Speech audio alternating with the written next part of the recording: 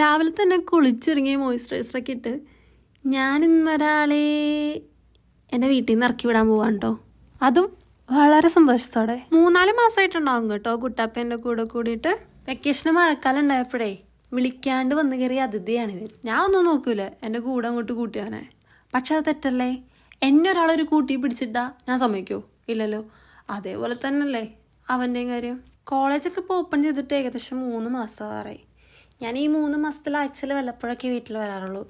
അപ്പം മാത്രം ഞാൻ അവനെ മൈൻഡ് ചെയ്യാറുള്ളൂ. പാവല്ലേ, എന്തൊരു കഷ്ടവൻ്റെ കാര്യം. ഞാൻ ചെയ്യണത് എന്തും ഇല്ല തെറ്റാണല്ലേ.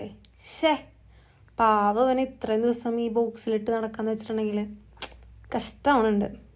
ഇവനങ്ങോട്ട് വാലിട്ട് മിഴുങ്ങിയാലോ?